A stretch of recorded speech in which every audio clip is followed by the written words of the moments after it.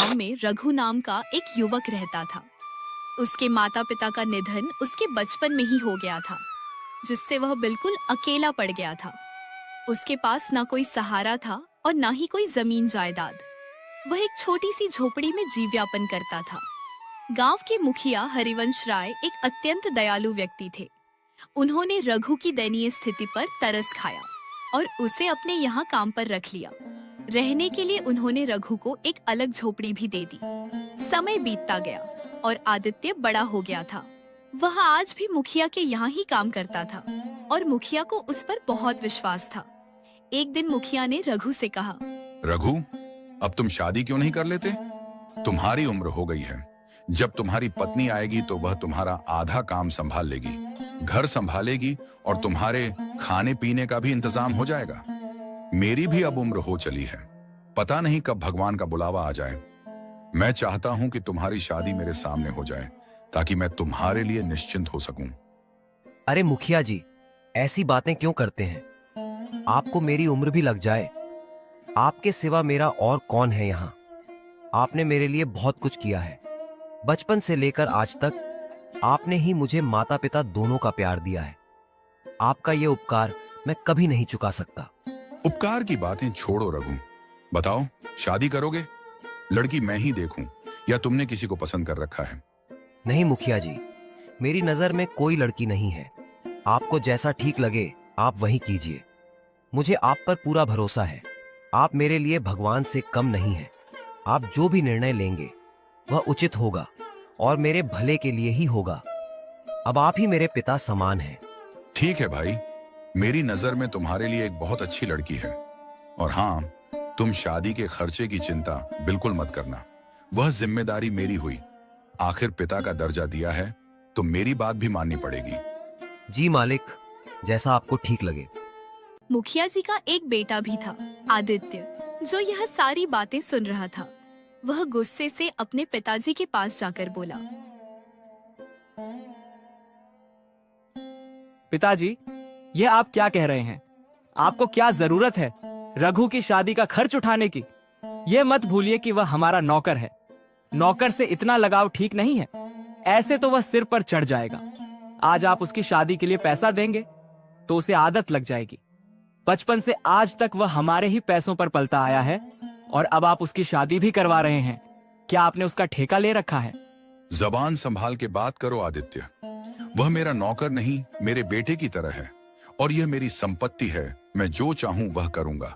तुम मुझे मत सिखाओ कि मुझे क्या करना चाहिए और क्या नहीं। और यह मत भूलो कि मैं तुम्हारा बाप हूं। पिताजी, आप ठीक नहीं कर रहे हैं। मैं आपका बेटा हूं, वह फटीचर रघु नहीं। आप मेरी तुलना उसके साथ कर रहे हैं। मेरे सामने उसकी क्या औकात है? आप उसकी भोली शक्ल पर मत जाइए। सारे गरीब लोग ऐसे ही होते हैं। एक दिन आपको पता चल जाएगा कि अपना कौन है और पराया कौन। अपने और पराये की बात तो तुम करो ही मत। मुझे अच्छे से पता है कौन अपना है और कौन पराया। पहले जब मैं बहुत बीमार था तब कहां गया था तुम्हारा अपनापन? तब आदित्य ने मेरी कितनी सेवा की, दिन रात मेरी सेवा में लगा रहा। आज मैं जिंदा हूं तो सिर्फ उसकी वजह से। तुमने तो मेरी एक बार भी खबर नहीं ली। तुम अपने नशे में धुत पड़े रहते थे। क्या मैं झूठ बोल रहा हूं? बोलो। और यहां आकर मुझे अपने पराये का भाषण दे रहे हो? चले जाओ यहां से। लगता है उसने आप पर कोई जादू टोना कर दिया है, इसलिए आप अपने बेटे से ज्यादा उस 2 कौड़ी के नौकर की तरफदारी कर रहे हो। और आपकी उम्र भी तो हो चली है। आपकी उम्र में आदमी शटिया जाता है। अभी एक काम करो, सारा हिसाब किताब मुझे दे दो, नहीं तो आप इसी तरह से सब पैसे लुटा दोगे और मेरे पास कुछ भी नहीं बचेगा। जब तक मैं जिंदा हूं तब तक तुम्हारे हाथ कुछ नहीं आने वाला। तुम्हारे हाथ में हिसाब किताब देकर मुझे अपना नाम खराब नहीं करना है। मैंने पैसे बहुत मेहनत से कमाए हैं। समाज में मेरी बहुत इज्जत है और तुम मेरी इज्जत मिट्टी में मिलाना चाहते हो। अगर तुम्हें हिसाब किताब चाहिए तो उस लायक बनकर आओ, फिर बात करेंगे। काश तुम्हारी जगह भगवान मुझे रघु जैसा बेटा दिया होता। आदित्य गुस्से से वहां से चला जाता है। इस फटीचर रघु का कुछ करना पड़ेगा। ये 2 टके का नौकर मेरी जगह लेने की कोशिश कर रहा है। उसकी तो छोड़ो, जब अपना ही सिक्का खोटा निकले तो भला क्या करें। मेरा बाप होकर मेरी जगह उस मनहूस की तरफदारी कर रहा है। यह अपमान मैं कभी नहीं भूलूंगा। वक्त आने पर दोनों को सबक सिखाऊंगा। थोड़े ही समय बाद मुखिया रघु की शादी भावना से करवा देते हैं, जिससे रघु की जिंदगी और बेहतर हो जाती है। सचमुच भावना, तुम्हारे आने से मेरी जिंदगी पूरी तरह से बदल गई है। अब तक मैं अपने सारे काम खुद ही किया करता था। खाना पकाना, कपड़े धोना, अब सब तुम संभाल लेती हो। और तुम्हारे आने की वजह से मेरा अकेलापन भी दूर हो गया है। माता पिता तो बचपन में ही गुजर गए और फिर मालिक ने ही मुझे सहारा दिया। उन्होंने मेरे लिए बहुत कुछ किया है। उनका उपकार मैं कभी नहीं चुका पाऊंगा। आज तुम मुझे मिली हो तो सिर्फ उनकी वजह से। मालिक मेरे लिए किसी भगवान से कम नहीं है। यह बात तुम भी हमेशा याद रखना और मालिक के मान सम्मान में कभी कोई कमी मत रखना। जी बिल्कुल, आप बिल्कुल सही कह रहे हैं। हरिवंश चाचा दिल के बहुत अच्छे आदमी हैं। ऐसे ही कुछ दिन बीत जाते हैं। एक दिन आदित्य मुखिया हरिवंश राय से कहता है, सुनिए पिताजी, मुझे 10,000 रुपए चाहिए। तुम्हें इतने सारे पैसे किस लिए चाहिए? वह मैं आपको नहीं बता सकता, बस मुझे पैसे दे दीजिए। समझ गया। अपने नशे की लत और जुआ खेलने के लिए तुम्हें पैसे चाहिए, क्योंकि अब तक तुम यही करते आए हो। आदित्य, अभी भी वक्त है, सुधर जाओ। ये सब गंदी आदतें छोड़ दो। इसमें कुछ नहीं रखा, सिर्फ बर्बादी ही होगी। मैंने आपसे रुपए मांगे हैं, ज्ञान नहीं। मेरी जो मर्जी होगी मैं वह करूंगा। आखिर यह सब पैसे मेरे ही तो हैं। मैं ही आपकी संपत्ति का अकेला वारिस हूं। मेरा जहां मन करेगा मैं वहां खर्च करूंगा। आप अपनी सलाह अपने पास ही रखिए और मुझे बस पैसे दे दीजिए। बदतमीज, अपने पिता से कैसे बात करते हैं? तुम्हें इसकी भी तमीज नहीं रही। तुम दिन ब दिन बिगड़ते होते जा रहे हो। अगर किसी अच्छे काम के लिए मांगते तो मैं तुम्हें पैसे दे भी देता, लेकिन अब मैं फूटी कौड़ी भी नहीं दूंगा। यह धन दौलत मैंने बहुत मेहनत से कमाई है, जुए और नशे में उड़ाने के लिए नहीं। निकल जा मेरी नजरों के सामने से। तुम्हें देने के लिए मेरे पास एक पैसा भी नहीं है। वाह, मेरे लिए तुम्हारे पास पैसे नहीं हैं और उस फटीचर की शादी पर उड़ाने के लिए तुम्हारे पास बहुत पैसे हैं। ये आप बिल्कुल भी ठीक नहीं कर रहे। एक बार और सोच लीजिए, नहीं तो अच्छा नहीं होगा। बदतमीज, अपने बाप को धमकी देता है। और कौन से पैसे? तुमने आज तक कभी फूटी कौड़ी नहीं कमाई। बचपन से लेकर आज तक मैंने तुम्हें किसी बात की कोई कमी नहीं होने दी। बहुत लाड़ प्यार से तुम्हें पाला। शायद यही मेरी गलती है, जिसकी सजा आज मुझे मिल रही है। निकल जा यहां से। आदित्य गुस्से से चला जाता है। रघु मुखिया जी को परेशान देखकर पूछता है, क्या हुआ मालिक? आप बहुत परेशान लग रहे हो। क्या बताऊं, आदित्य ने मुझे बहुत परेशान कर रखा है। दिन ब दिन वह बिगड़ता जा रहा है। मुझे उसकी बहुत चिंता हो रही है। वह सही और गलत का फर्क भूल गया है। पता नहीं इस लड़के का क्या होगा। मालिक, आप ज्यादा परेशान ना हो, सब ठीक हो जाएगा। आप छोटे मालिक से प्यार से बात करके उन्हें समझा दीजिए, वह समझ जाएंगे। वह दिल के बुरे नहीं हैं। नहीं रघु बेटे, तुम नहीं जानते, अब बात हाथ से निकल चुकी है। वो बातों से मानने वाला नहीं है। उसके लिए मुझे कोई कठोर कदम उठाना पड़ेगा। इधर आदित्य बहुत गुस्से में होता है और सोचता है, मैं भी देखता हूँ मुझे पैसे कैसे नहीं मिलते। मुझे किसी भी हालत में पैसे चाहिए। इसके लिए चाहे मुझे कुछ भी करना पड़े। यहाँ भी घी सीधी उंगली से नहीं निकलने वाला। मुझे उंगली टेढ़ी करनी ही पड़ेगी। अगले दिन तिजोरी में से 1 लाख रुपए चोरी हो जाते हैं। मुखिया अपने सारे आदमियों से पूछताछ करता है, लेकिन उन पैसों का कोई पता नहीं चलता। तभी मुखिया का बेटा आदित्य वहां आकर बोलता है, क्या बात है पिताजी, आप बहुत परेशान लग रहे हो। छोटे मालिक, मालिक की तिजोरी से 1 लाख चोरी हो गए हैं। चोर का कुछ पता नहीं चल रहा। आखिर कौन पैसे निकाल सकता है? अच्छा तो ये बात है, चोर और कौन होगा? रघु ही होगा। ये तुम क्या कह रहे हो आदित्य? मुझे रघु पर पूरा भरोसा है। वह कभी ऐसा नहीं कर सकता। उस पर भरोसा करके आपने गलती की है। वह आपके भरोसे के लायक नहीं है। चोरी उसी ने की है। उसकी तो पहले से ही हमारे पैसों पर नजर थी। आप उस पर बहुत भरोसा करते थे ना। उसको कभी कभी तिजोरी की चाबी भी देते थे। अब पता चला दिन रात आपके आगे पीछे इसी के लिए तो घूमता था वह। तभी रघु वहां आ जाता है। क्या हुआ मालिक? आप लोग यहाँ इकट्ठे क्यों हुए हैं? इतना सब करने के बाद पूछ रहे हो कि क्या हुआ है? एक तो चोरी की है तुमने, और ऊपर से हिम्मत तो देखो इसकी, मुंह उठाकर चला आया। तुम्हें शर्म नहीं आती? जिस थाली में खाते हो उसमें छेद करते हो। मालिक, ये छोटे मालिक क्या कह रहे हैं? मेरे तो कुछ समझ में नहीं आ रहा। चोरी और मैं ऐसा सपने में भी नहीं सोच सकता। ज्यादा भोले मत बनो। चोरी तुमने ही की है। सच सच बताओ, वो पैसे कहाँ हैं? वरना लात मारकर तुम्हें यहां से निकाल दूंगा। तुम जैसे मक्कार को मैं अच्छी तरह से जानता हूं। पहले बड़े लोगों को अपनी चिकनी छुपड़ी बातों में फंसाते हो और उनका भरोसा जीत लेते हो, फिर जैसे ही मौका मिले हाथ साफ करके निकल जाते हो। मेरे पिताजी ने तुम्हारे लिए क्या कुछ नहीं किया, और तुमने उनके एहसान का यह सिला दिया। रघु को यह सुनकर बहुत दुख पहुंचता है। बस आदित्य, अब बहुत हो गया। तुम कब से रघु को भला बुरा बोलते जा रहे हो। अब और एक शब्द भी मैं रघु के खिलाफ नहीं सुनूंगा।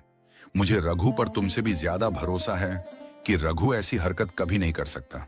रघु भले ही गरीब है, लेकिन उसकी नियत, उसकी ईमानदारी और उसकी अच्छाई में वह तुमसे कहीं गुना ज्यादा अमीर है। उसकी बराबरी तुम दूर दूर तक नहीं कर सकते। आप एक मामूली नौकर के लिए अपने बेटे का अपमान कर रहे हो। यह रघु एक नंबर का धोखेबाज है और चोर है। इसने चोरी की है। इसने आपकी आंखों के ऊपर पट्टी बांध रखी है, इसलिए आप सच्चाई को देख नहीं पा रहे हैं। मैं तो कहता हूं इसके घर की तलाशी लीजिए, जरूर इसने पैसे वहीं छुपाए होंगे। बस अब बहुत हो चुका आदित्य।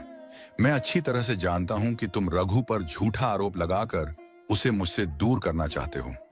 मुझे तो लगता है चोरी उसने नहीं की, बल्कि मैंने तुम्हें पैसे नहीं दिए तो तुमने ही की होगी। आप मुझ पर इल्जाम लगा रहे हो अपने बेटे के बारे में। आप ऐसा सोच भी कैसे सकते हो? आपको इस नौकर पे भरोसा है और अपने बेटे पर नहीं। नहीं है, मैं सबके सामने कहता हूं, मुझे तुम पर बिल्कुल भी भरोसा नहीं है। अच्छा ठीक है, आपको मुझ पर भरोसा नहीं है तो आप बेशक मेरे कमरे की तलाशी लीजिए, लेकिन मेरी एक शर्त है। मेरे कमरे की तलाशी के बाद आपको रघु के घर की भी तलाशी लेनी होगी, तभी दूध का दूध और पानी का पानी हो जाएगा। सबसे पहले आदित्य के कमरे की तलाशी की जाती है, लेकिन वहाँ पर पैसे नहीं मिलते हैं। देखा, आप सबको नहीं मिले ना पैसे। मैं आपको कब से कह रहा हूं कि पैसे रघु ने ही चुराए हैं।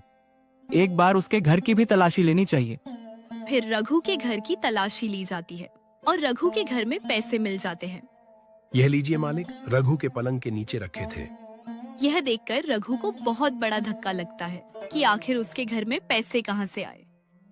देखा पिताजी, आपसे मैं कब से कह रहा था कि पैसे रघु ने लिए हैं, लेकिन आपने मुझ पर भरोसा नहीं किया। अब पता चला अपना कौन है और पराया कौन। मुखिया हरिवंश राय को भी बहुत बड़ा धक्का लगता है।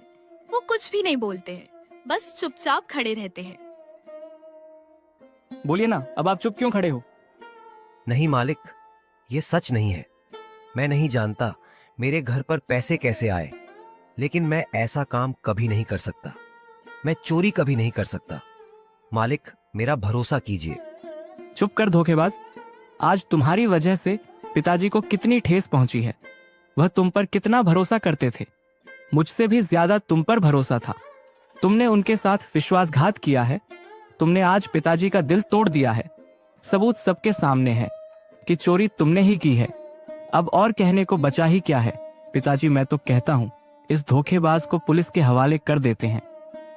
नहीं मालिक, मैंने चोरी नहीं की है। आप तो मेरे लिए भगवान समान हैं। मैं आपके घर में चोरी नहीं कर सकता। पिताजी, ऐसे लोगों को छोड़ना नहीं चाहिए। मैं अभी पुलिस को बुलाता हूँ। नहीं, तुम पुलिस को नहीं बुलाओगे, और चलो यहाँ से। लेकिन पिताजी, आप इसे ऐसे कैसे छोड़ सकते हो? इसको सजा तो मिलनी चाहिए। मैंने कहा ना, तुम नहीं बुलाओगे पुलिस। मुझे कोई शिकायत दर्ज नहीं करवानी, और चलो यहाँ से। मुखिया जी वहाँ से चले जाते हैं। भावना, ये क्या हो गया? आज मैंने अपने भगवान समान मालिक का दिल दुखाया है। उन्हें कितना बुरा लग रहा होगा। वह तो अंदर से पूरे टूट चुके होंगे। लेकिन आपकी तो कोई गलती नहीं है, और ये पैसे हमारे घर पर कब आए, किसने रखे? ये जरूर किसी का षड्यंत्र है आपको फंसाने के लिए। वो तो मैं नहीं जानता भावना। मुझे इस वक्त मेरे मालिक की चिंता हो रही है। ना जाने वह मेरे बारे में क्या क्या सोच रहे होंगे। मुझे कैसे भी उनसे बात करनी ही होगी।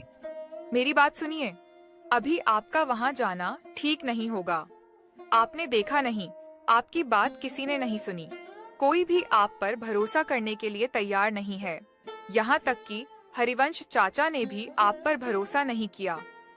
वो बिना कुछ बोले ही चले गए। मालिक की इसमें कोई गलती नहीं है। उनका दिल टूट चुका है। भले ही मैंने चोरी नहीं की है, लेकिन सबके सामने वह पैसे मिले हैं और यह साबित हुआ है कि मैं ही चोर हूं। मुझे कुछ समझ नहीं आ रहा। मैं अपनी बेगुनाही कैसे साबित करूं? मालिक को कैसे समझाऊं? अभी इस वक्त आप किसी से बात मत कीजिए। कुछ दिन बीत जाने दीजिए, फिर हरिवंश चाचा से बात करना। और दूसरे दिन सारे गांव में यह बात फैल जाती है कि रघु ने मुखिया हरिवंश राय के घर से पैसे चुराए हैं। सारे गांव वाले रघु को देखकर बातें बनाने लगते हैं। रघु को लोगों की बातें सुनकर बहुत बुरा लगता है। रघु मुखिया जी की एक झलक देखने के लिए घंटों तक उसके घर के बाहर खड़ा रहता है, क्योंकि उस दिन से मुखिया जी ने घर से निकलना भी बंद कर दिया था। कुछ दिन ऐसे ही बीत जाते हैं। सुनिए जी, घर का राशन खत्म होने को आया है। आटा बस 2 दिन का ही बचा है। आप अपने मालिक के भरोसे और कितने दिन बैठेंगे? मुझे नहीं लगता कि अब वह आपको काम पर बुलाएंगे। आप कुछ और काम देख लीजिए, नहीं तो हमारे घर का गुजारा कैसे होगा? हमें भूखे रहने की नौबत आ जाएगी। तुमने मुझे पहले क्यों नहीं बताया कि घर का राशन खत्म हो गया है? अब बता रही हो। कैसे बताती? आप दिन रात सोच में डूबे रहते हो, ना ठीक से खाते हो ना सोते हो। मेरी मानिए, आप उस बात को भूल जाइए और आगे बढ़िए। मैं अभी गांव में काम देखकर आता हूँ। शायद किसी के पास कोई काम मिल जाए। फिर रघु गांव में निकल पड़ता है और एक दुकानदार से पूछता है, राम राम भैया, मैं काम की तलाश में हूँ। मुझे काम की बहुत जरूरत है। घर की हालत बहुत खराब है। क्या आपके यहाँ कोई काम मिल सकता है? आपकी बड़ी मेहरबानी होगी। तू वही चोर रघु है ना, जिसने मुखिया के यहाँ चोरी की थी। मेरे पास तेरे लिए कोई काम नहीं। क्या पता कल को तू मेरी दुकान से कुछ चुरा ले। निकल यहाँ से। रघु को यह सुनकर बहुत दुख पहुंचता है। वह वहां से चला जाता है। फिर एक दिन सेठ पृथ्वीराज के पास जाकर काम के लिए पूछता है और सेठ मान जाता है।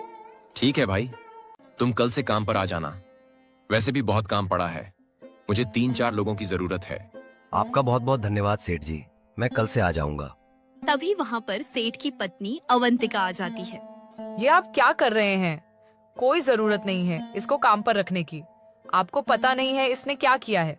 भलाई का जमाना नहीं है। आप इसको काम देकर भलाई करने जाओगे और कल को यह आपका घर साफ कर देगा। आजकल के लोगों का कोई भरोसा नहीं है। मुखिया जी की यही गलती थी। उन्होंने इस पर भरोसा कर काम पर रखा था। यहाँ तक कि बचपन से इसे पाला, इसकी शादी भी करवाई। फिर भी इसने उनके साथ बेईमानी की। अगर अब भी आपने इसे काम पर रखा तो मुझसे बुरा कोई नहीं होगा।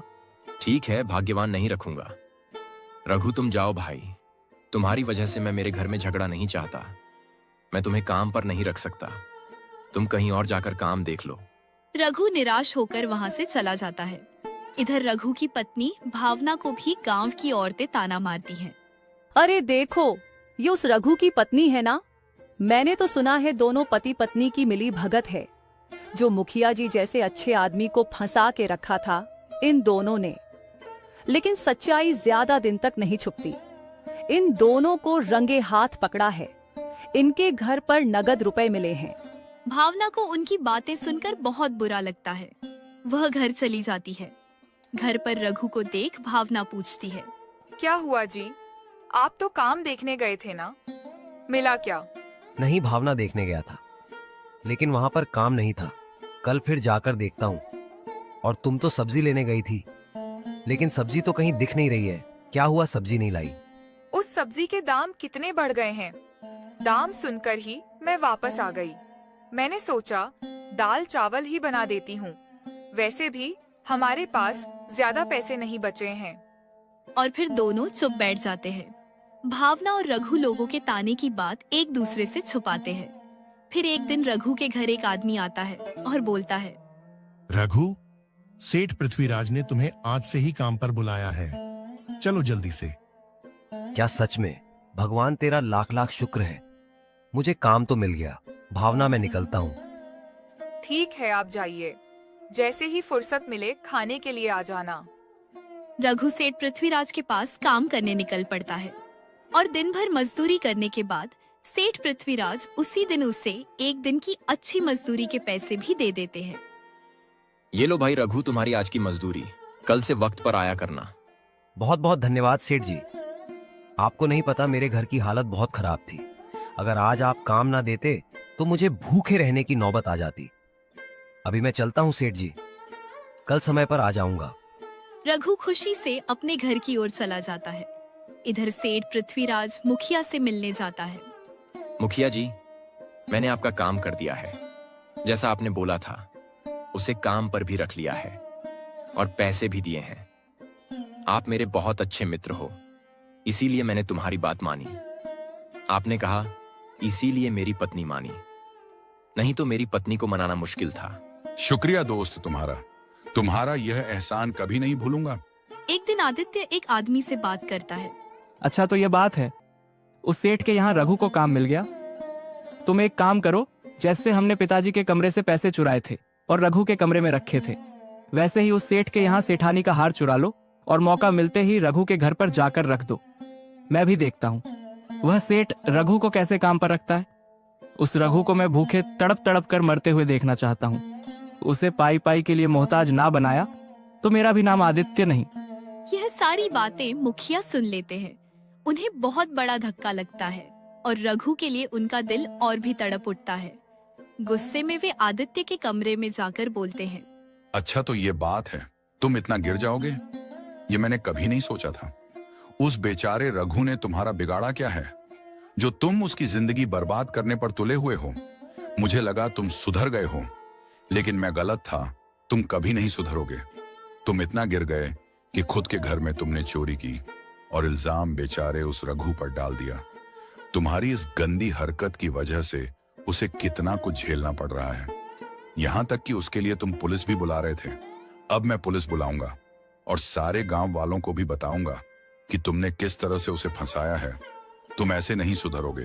तुम्हारा क्या भरोसा, कल को तुम उस बेचारे की जान ले लोगे। तुम्हारा फैसला कल होगा सबके सामने। आदित्य कुछ भी नहीं बोलता, चुपचाप खड़ा रहता है। मुखिया वहाँ से चले जाते हैं और अगले दिन मुखिया सारे गांव वालों को अपने बेटे की सच्चाई बताते हैं और उसके बेटे की वजह से आदित्य को जो झेलना पड़ा, उसके लिए मुखिया उसे अपनी 10 एकड़ की जमीन रघु के नाम करते हैं ताकि उसे कभी किसी पर निर्भर ना रहना पड़े।